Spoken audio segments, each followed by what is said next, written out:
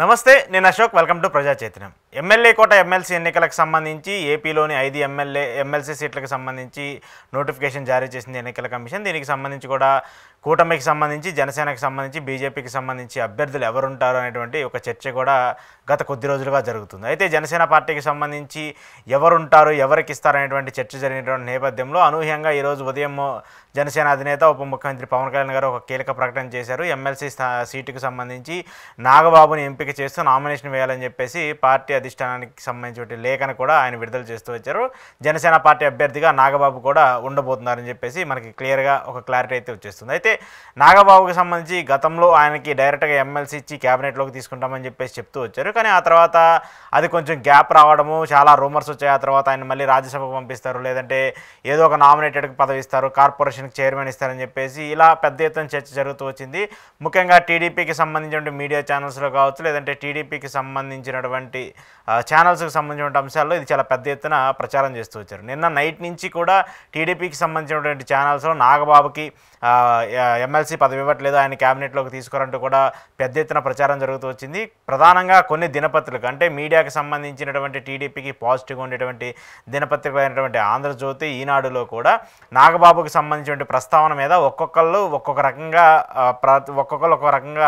రాతలు రాస్తూ వచ్చారు. కొంతమంది అయితే నాగబాబుకి సంబంధించిన అంశము ఆయన్ని జనసేనకు సంబంధించిన ఎమ్మెల్సీ పదవి ఇవ్వాలనుకున్నారు. కానీ అక్కడ పార్టీలో ఇంటర్నల్గా కొన్ని విభేదాలు రావడం వల్ల ఆయన మళ్ళీ వెనక్కి తగ్గారనేటువంటి చర్చ కూడా జరుగుతూ వచ్చింది. కానీ ఆ తర్వాత నాగబాబుకు సంబంధించి ఆయన రాజ్యసభకు పంపిస్తారని చెప్పేసి ఆంధ్రజ్యోతి పేపర్ రాస్తూ వచ్చింది. ఆయన రాజ్యసభకు పంపిస్తారు, విజయసాయిరెడ్డి సీటు ఖాళీ అయింది కాబట్టి ఆ స్థానాన్ని జనసేన తీసుకొని ఆ స్థానానికి సంబంధించి నాగబాబుని కేంద్ర రాజకీయాల్లో పంపించాలని చెప్పేసి పవన్ కళ్యాణ్ భావిస్తున్నారని చెప్పేసి ఆంధ్రజ్యోతి రాసుకుంటూ వస్తే, ఈనాడు మాత్రము ఆయనకి లేదు ఇక్కడ నామినేటెడ్ పదవి ఏదైనా ఇస్తారు అని చెప్పేసి కూడా ఈనాడు రాసుకుంటూ వచ్చింది. ఎందుకంటే రాజ్యసభకు పంపించినా లేదంటే ఎమ్మెల్సీ పదవి ఇచ్చి క్యాబినెట్లోకి తీసుకున్నా కూడా మళ్ళీ కుటుంబ రాజకీయం అయిపోతుందని చెప్పేసి ప్రతిపక్ష పార్టీలు విమర్శలు చేసే విధంగా ఉంటాయి. కాబట్టి అలా విమర్శలకు ఎదుర్కోకుండా ఉండాలంటే నాగబాబుకి ఏదో ఒక పదవి ఇచ్చేసి, ఇప్పుడు ప్రస్తుతం ఏదైతే జనసేన పార్టీ రాష్ట్ర కార్యదర్శిగా ఉన్నాడో ఆ పదవినే కంటిన్యూ చేస్తే సరిపోతుందంటూ కూడా అందరూ భావిస్తూ వచ్చారు. కానీ దానికి భిన్నంగా ఈరోజు ఉదయం జనసేన అధినేత ఇటు టీడీపీ మీడియాకు పెద్ద షాక్ ఇచ్చే విధంగా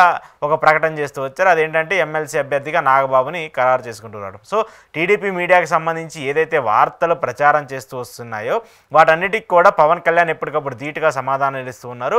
ఆయన మీదకి సంబంధించి, అంటే ముఖ్యంగా జనసేన పార్టీకి సంబంధించిన విమర్శలు చేసే ప్రతిసారి కూడా ఆయన చాలా రివర్స్ స్ట్రాటజీతో వస్తున్నారు. అంటే ఏదైతే జరుగుద్ది అని చెప్పేసి టీడీపీ మీడియా ప్రధానంగా చెప్తూ వస్తుందో దానికి రివర్స్లో పవన్ కళ్యాణ్ గారు కౌంటర్లు ఇవ్వడం కావచ్చు, దానికి రివర్స్లో పవన్ కళ్యాణ్ గారి ఆన్సర్ కూడా వస్తుంది. గతంలో కూడా మనం చూస్తూ వచ్చాం, జనసేన పార్టీకి సంబంధించి కావచ్చు, లేదంటే కొంతమంది అప్పుడు ఎన్నికలకు సంబంధించిన ఎమ్మెల్యే స్థానాలకు సంబంధించి కావచ్చు, లేదంటే ఆ తర్వాత కూటమి గెలిచిన తర్వాత మంత్రులకు సంబంధించి కావచ్చు, టీడీపీకి సంబంధించిన మీడియాలో పత్రికల్లో కావచ్చు, పేపర్లో కావచ్చు, ఏ న్యూస్ వచ్చినా అదే 100% జరుగుద్ది, అదే 100% వాస్తవం అనే విధంగా జనాలందరూ కూడా నమ్ముతుంటారు. కానీ జనసేన పార్టీ వ్యవహారానికి వచ్చేసరికి, పవన్ కళ్యాణ్ వ్యవహారానికి వచ్చేసరికి ఇది రివర్స్లో జరుగుతూ ఉంటుంది. పవన్ కళ్యాణ్కి సంబంధించి ఆయన గెలుస్తారు, గెలవరు, లేదంటే పవన్ కళ్యాణ్కి సంబంధించి వాళ్ళకి సీట్లు ఇస్తారు, లేదంటే ఎమ్మెల్సీ పదవి వీళ్ళకి ఇస్తారు, ఇలా పెద్ద ఎత్తున చర్చలు జరుగుతున్న ప్రతిసారి కూడా పవన్ కళ్యాణ్ మాత్రం వాళ్ళకి షాక్ ఇచ్చే విధంగా రివర్స్ స్ట్రాటజీని మొదలు పెడుతూ వస్తున్నారు.